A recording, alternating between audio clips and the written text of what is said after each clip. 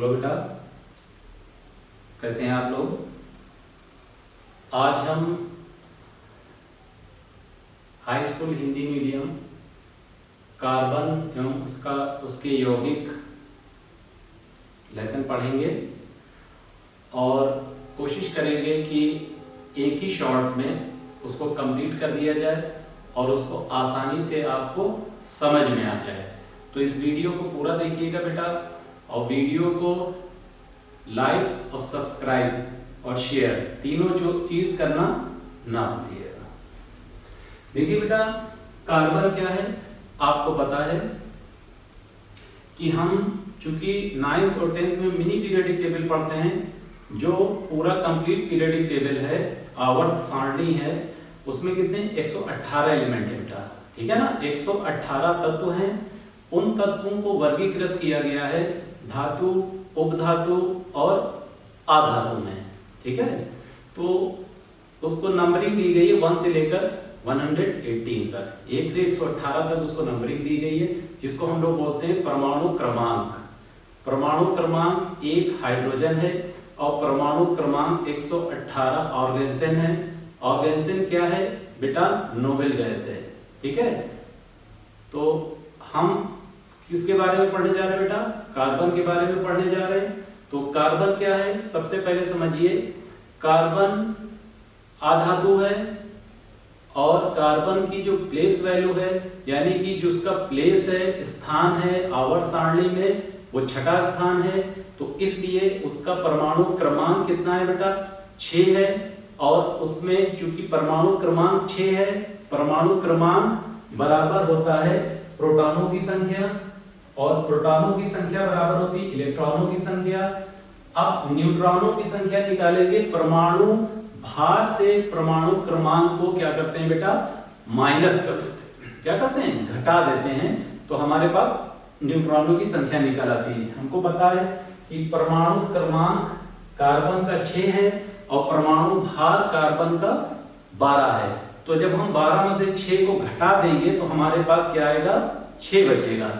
तो न्यूट्रॉनों की संख्या बेटा कितनी हो जाएगी, 6, ठीक। कार्बन एक यूनिक नॉन मेटल है, एक यूनिक अधातु है, ठीक है। उसकी यूनिकनेस क्या है, उसी को हमको समझना है। कार्बन सबसे ज्यादा यौगिक बनाता है। कार्बन चेन श्रृंखला, बड़ी सी बड़ी चेन श्रृंखला बनाता है, ठीक है। अब आप देखिए कार्बन को, यहां से देखिए बेटा, कार्बन को हम थोड़ा सा शुरू से आपको समझाएं। ये देखिए बेटा, कार्बन है, कार्बन का एटॉमिक परमाणु क्रमांक 6 है, तो उसकी कॉन्फ़िगरेशन क्या होगी, उसकी कॉन्फ़िगरेशन बेटा होगी 2 और 4। इसका मतलब क्या हुआ बेटा, इसका मतलब ये हुआ कि परमाणु, जो कार्बन परमाणु है, तो उसमें क्या है, एक तो ये सेंटर हो गया आपका केंद्र, केंद्र में एक कक्षक हो गया, पहले कक्षक में 2 इलेक्ट्रॉन होंगे, एक कक्षक हो गया, पहले कक्षक में 2 इलेक्ट्रॉन होंगे। जब 2 से ज्यादा इलेक्ट्रॉन होते हैं तो कक्षाओं की संख्या बढ़ा दी जाती है, तो एक और कक्षा बन जाएगी, ये देखिए। तो अब क्या होगा, 2 इस कक्षा में आएंगे। पहली कक्षा में कोई भी परमाणु हो, उसकी पहली कक्षा में बेटा अधिकतम 2 इलेक्ट्रॉन भरे जा सकते हैं, और दूसरी कक्षा में अधिकतम 8 इलेक्ट्रॉन भरे जा सकते हैं। तो अब चूंकि 4 इलेक्ट्रॉन हैं, तो हम क्या करेंगे, पहली कक्षा में बेटा 2 इलेक्ट्रॉन हमने भर दिए, अब दूसरी कक्षा में 4 इलेक्ट्रॉन, ये देखिए। अब इसको हम गिनेंगे 1 2 3 4 5 6 इलेक्ट्रॉन मींस कार्बन, 6 इलेक्ट्रॉन है। तो कार्बन, ये बेटा कार्बन का की परमाणु संरचना है, जो एक इसकी है, कार्बन की परमाणु संरचना है। अब कार्बन की विशेषताएं क्या हैं, कार्बन की विशेषता ये है बेटा कि आप ये देखिए, जो बाह्य कोश होता है, जो बाह्य कोश होता है उसी को हम लोग संयोजी कोश कहते हैं, ठीक है ना। जो संयोजकता जो निकलती है तो बाह्य कोश से ही निकलती है। अब अगर बाह्य कोश में 4 इलेक्ट्रॉन है, मान लीजिए बाह्य कोश में 1 इलेक्ट्रॉन है, तो उसकी संयोजकता क्या 1 मानी जाएगी। 2 इलेक्ट्रॉन है, 2 मानी जाएगी प्लस की। और 3 इलेक्ट्रॉन है तो उसको 3 संयोजकता मानी जाएगी। तो ये क्या होंगे, ये आयनिक बॉन्ड बनाएंगे 1 से 3 तक। चूंकि कार्बन की संयोजकता बेटा 4 है तो ये क्या करता है, इलेक्ट्रॉन को डोनेट नहीं कर सकता है, दे नहीं सकता है, मुक्त नहीं कर सकता है, ठीक है। उसके लिए बहुत अधिक ऊर्जा की जरूरत पड़ेगी। तो जब वो मुक्त नहीं कर पाएगा तो क्या करता है बेटा, आयनिक बॉन्ड नहीं बनाता है। कार्बन हमेशा सहसंयोजी बंध बनाता है, ये याद रखिएगा। ये देखिए ये लिखा है, कार्बन क्या बनाता है, सहसंयोजी बंध बनाता है। और इसकी संयोजकता क्या होती है, ये चतुर्थ संयोजकता प्रदर्शित करता है। और क्या होती है, प्लस और माइनस दोनों लिखी जाती है, ठीक है ना। और इसकी संयोजकता 4 मानिए क्या होती है, इसकी संयोजकता 4 होती है, ठीक है। और कार्बन की विशेषता और क्या है, कार्बन एकल बंध बनाता है, द्विबंध बनाता है, त्रिबंध बनाता है। कार्बन तीनों बंध बनाता है, ठीक है। अब इसमें समझिए बेटा, कार्बन तीनों बंध बनाता है। अब तीनों बंध में आप देखिए कार्बन के अंदर क्या होता है बेटा, ये बाह्य कोश में 4 इलेक्ट्रॉन है, ठीक है ना। ये देखिए, इसको नेक्स्ट पेज पे देखते हैं बेटा। ये कार्बन है आपका, ठीक है बेटा। कार्बन में क्या है, कार्बन में 4 इलेक्ट्रॉन है, ठीक है, 1 2 3 4, ठीक है। अब इसमें एकल बंध हम लोग समझ रहे हैं, क्या समझ रहे हैं बेटा, एकल बंध, एकल बंध, ठीक है। एकल बंध हम लोग समझ रहे हैं। एकल बंध क्या है बेटा, अब इसको एकल बंध उसे कहते हैं जिसमें एक इलेक्ट्रॉन की साझेदारी होती है। कितने इलेक्ट्रॉन की साझेदारी होती है बेटा, सिर्फ एक इलेक्ट्रॉन की साझेदारी होती है, उसको क्या बोलते हैं, एकल बंध। तो अब एक इलेक्ट्रॉन मतलब हम लेंगे हाइड्रोजन या क्लोरीन, लेकिन हम लोग हाइड्रोकार्बन पढ़ेंगे तो हम हाइड्रोजन सबसे पहले लेंगे। तो हमने क्या किया बेटा, एक हाइड्रोजन यहां लिया। आपको पता है हाइड्रोजन का परमाणु क्रमांक 1 है और हाइड्रोजन में एक कक्षा होती है और उसमें एक ही इलेक्ट्रॉन होता है। उसको स्टेबल होने के लिए एक इलेक्ट्रॉन की जरूरत पड़ती है, ठीक है। इतना आपको अगर नहीं याद था तो अब आप समझिए इसको, ठीक है बेटा।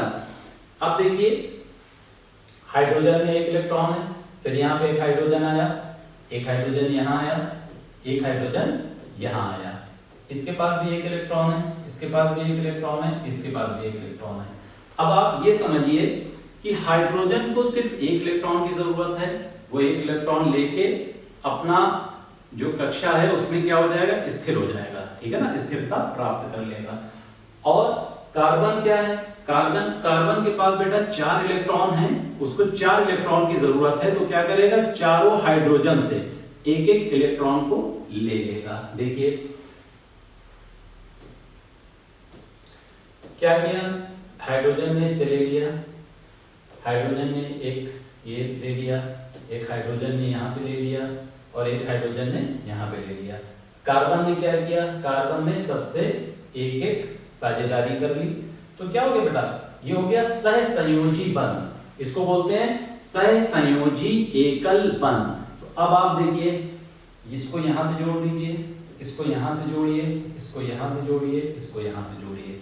जब आप कार्बन आगे पढ़ेंगे तो आप ये देखेंगे यहाँ पे ऐसे बना होगा, एकल बंध, एकल बंध, एकल बंध, एकल बंध। इसी को बेटा एकल बंध बोलते हैं। सब में देखिए हाइड्रोजन लगा है, ठीक है, हाइड्रोजन कार्बन से, इसको कहेंगे हाइड्रोजन कार्बन से एकल बंध द्वारा जुड़ा है। तो अब क्या होगा बेटा, इसको हम क्या लिखेंगे, कार्बन 1 है, हाइड्रोजन क्या है 4 है, ठीक है। अब इसका नाम क्या है, इसका नाम है मेथेन। क्या है नाम बेटा, मेथेन या मीथेन, जो भी बोलिए आप, मेथेन, ठीक है ना। क्या होता है, मीथेन, ठीक है बेटा। इतनी बात समझ में आई आपकी, एकल बंध समझ में आया। अब अगर इतना देखिए बेटा, इसको समझिए, ये बंध कितना है दिख रहा है ना, एकल बंध है। एक इलेक्ट्रॉन यहाँ, एक इलेक्ट्रॉन यहाँ, यानी हाइड्रोजन ने एक इलेक्ट्रॉन कार्बन को दिया, कार्बन से एक लेके क्या साझेदारी ही तो होती है। तो उसने क्या किया, सहसंयोजी बंध द्वारा सहसंयोजी बंध बनाया, एकल सहसंयोजी बंध बनाया, ठीक है। ये बेटा समझ में आया। अब देखिए द्विबंध, द्विबंध, द्विबंध, द्विसहसंयोजी बंध। ठीक है बेटा। अब इसमें फिर देखिए ये आपका हो गया कार्बन। ठीक है।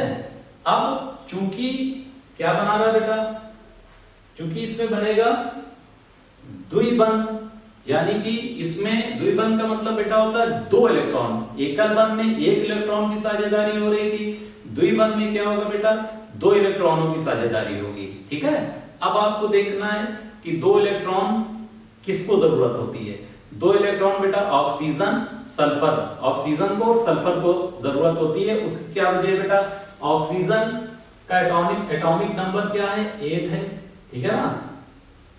ऑक्सीजन का परमाणु क्रमांक 8 है और उसकी कॉन्फ़िगरेशन क्या होगी, दो कक्षाएं होंगी इसमें। पहली कक्षा में 2 होगा, दूसरी कक्षा में कितना होगा, 6 होगा। अब उसको 8 करने के लिए 2 इलेक्ट्रॉनों की आवश्यकता है। ठीक है। कितने इलेक्ट्रॉन्स की आवश्यकता है, 2 इलेक्ट्रॉन्स की आवश्यकता है। तो वो क्या करेगा, 2 इलेक्ट्रॉन इसको चाहिए। ठीक है ना। तो यहां पे क्या होगा, ऑक्सीजन -2, यानी इसको क्या होगा, 2 इलेक्ट्रॉन की आवश्यकता है। तो आप क्या करेंगे, एक ऑक्सीजन यहां बनाएंगे और एक ऑक्सीजन यहां बनाएंगे। बाह्य कोश में कितना है बेटा, 6। अब इसका स्ट्रक्चर भी बेटा देख लीजिए। ये इसका न्यूक्लियस हो गया, केंद्रक हो गया, एक ये हो गया और एक ये, ऐसे बनेगा ऑक्सीजन। इसमें क्या है, 2 इलेक्ट्रॉन है, इसमें 6 हैं। ठीक है। ये देखिए अब इसमें कितने की जरूरत है, 2 की जरूरत है इसको। ठीक। तो अब देखिए कार्बन में क्या है, कार्बन में 4 ही हैं। द्विबंध बना रहा है तो 2 इलेक्ट्रॉन आगे पीछे ले लेंगे। एकल बंध बना रहा था तो चारों तरफ एक एक इलेक्ट्रॉन हमने लिया था। इतनी बात बेटा समझ में आई। अब देखिए आगे क्या होगा, ये आपका क्या है, ऑक्सीजन में 6 इलेक्ट्रॉन है। ठीक है। कितने, 6 इलेक्ट्रॉन है। इसमें ऑक्सीजन में भी कितने हैं, 6 इलेक्ट्रॉन है। ये देखिए। ठीक है। ये कितने, 6 इलेक्ट्रॉन है। अब ऑक्सीजन को क्या चाहिए, 2 इलेक्ट्रॉन चाहिए। इस ऑक्सीजन को भी 2 इलेक्ट्रॉन चाहिए और कार्बन को 4 चाहिए। तो यही सहसंयोजी, एक लेगा, एक से ले लेगा और दूसरे को दे देगा। तो अब इसमें देखिए क्या होगा बेटा, ये क्या किया, ऑक्सीजन ने कार्बन के 2 इलेक्ट्रॉन ले लिए, अपना अष्टक पूरा कर लिया, स्टेबल हो गया। इस ऑक्सीजन ने भी क्या किया, यहां से 2 इलेक्ट्रॉन ले लिए और अपना अष्टक पूरा कर लिया, स्टेबल हो गया। कार्बन को 4 चाहिए थे, उसने क्या किया, 2 इलेक्ट्रॉन इससे और 2 इससे लेके अपना अष्टक, इसने भी पूरा कर लिया। इतनी बात समझ में आई बेटा। अब देखिए ये क्या है, द्विबंध है। अब देखिए इसको यहां से मिलाइए, इसको ऐसे मिला दीजिए, इसको यहां से मिलाइए, इसको यहां से मिलाइए। जो बेटा 2 लाइनें दिख रही हैं यही द्विबंध है आपका। इसको नीचे लिखेंगे कैसे, देखिए बेटा, कार्बन द्विबंध ऑक्सीजन, कार्बन द्विबंध ऑक्सीजन। ये बेटा क्या बन गया आपका, कार्बन डाइऑक्साइड। ठीक है। ये द्विबंध आपको समझाना था। द्विबंध आपके बेटा समझ में आया। ठीक है। आई होप आपके समझ में आ गया होगा द्विबंध।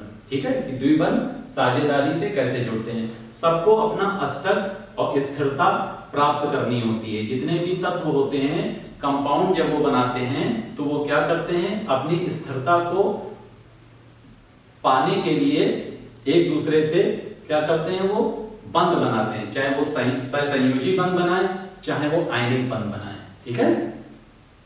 अब सहसंयोजी बंध इतना समझ में आ गया। क्योंकि बेटा कार्बन और उसके यौगिक पार्ट में सहसंयोजी बंध की जरूरत पड़ रही थी, तो हमने सिर्फ आपको सहसंयोजी बंध ही समझा रहे हैं बेटा। ठीक है ना। आयनिक बंध अगर समझना है तो उसके लिए आपका दूसरा वीडियो आपको देखना पड़ेगा। चैनल को आप सब्सक्राइब करें, आपके पास सारे वीडियो पहुंचेंगे। अब देखिए बेटा द्विबंध हो गया। अब बेटा हम लोग देखते हैं त्रिबंध। ठीक है, कि ये त्रिबंध कैसे बनता है। त्रिबंध कैसे बनेगा, त्रिबंध। ठीक है, त्रिसहसंयोजी बंध, इसको क्या बोलेंगे, त्रिसहसंयोजी बंध। अब देखिए बेटा त्रिबंध से एकल बंध आपको समझ में आ गया, द्विबंध समझ में आ गया। त्रिबंध का मतलब क्या हो गया, 3 बॉन्ड होंगे उसमें। ठीक, सिंपल। तो त्रिबंध के लिए हम क्या करेंगे, त्रिबंध के लिए हमने क्या लिया, कार्बन, ठीक है। अब हम ये देखेंगे किसको 3 इलेक्ट्रॉनों की जरूरत है, ठीक है। तो 3 इलेक्ट्रॉन किसकी जरूरत होती है, -3 वैलेंसी किसकी होती है, नाइट्रोजन फास्फोरस, ठीक है। तो नाइट्रोजन लेते हैं हम, क्या लेते हैं, नाइट्रोजन लेंगे। तो नाइट्रोजन को पहले समझ लीजिए, नाइट्रोजन का एटॉमिक नंबर 7 होता है बेटा, और कॉन्फ़िगरेशन क्या होती है 2 और 5, यानी कि उसके 2 ये सेंटर होगा और ये इसका पहली कक्षा दूसरी कक्षा, पहली कक्षा में 2 ही इलेक्ट्रॉन होते हैं, तीसरी में देखिए दूसरी कक्षा में 5 इलेक्ट्रॉन हैं, उसको 3 इलेक्ट्रॉन की जरूरत है, ठीक है। तो हम क्या करेंगे, n को यहां पे लाके खड़ा कर देंगे, ठीक है। अब यहां पे कितना है 1 2 3, ठीक है, 1 2 3, ठीक है। अब देखिए अब यहाँ पे क्या हुआ, 3 इलेक्ट्रॉन यहाँ से ले लेगा, 1 इलेक्ट्रॉन इसका यहाँ है, तो यहाँ पे हम क्या करेंगे, हाइड्रोजन को ले आएंगे, ठीक है, ये हाइड्रोजन। तो अब इसमें क्या है, नाइट्रोजन में 5 इलेक्ट्रॉन है, तो नाइट्रोजन को क्या करना है बेटा, नाइट्रोजन को सिंपल अपना अष्टक पूरा करना है, उसने यहाँ से 3 ले लिए, ठीक। हाइड्रोजन को क्या करना है, हाइड्रोजन को भी अपने पहले शेल में 2 इलेक्ट्रॉन लेने हैं, इसने भी कर लिया। कार्बन को क्या करना है, कार्बन को भी 8 इलेक्ट्रॉन लेने हैं, तो क्या करेगा, कार्बन भी यहाँ से ले लेगा, ठीक है। अब देखिए ये देखिए 1 2 3, कार्बन और नाइट्रोजन में त्रिबंध बन गया और इसमें सिंगल बॉन्ड बना, तो क्या बना ये HCN बन गया, ठीक है। आई होप आपको ट्रिपल बॉन्ड त्रिबंध समझ में आया होगा, ठीक है। अब आगे बढ़ते हैं।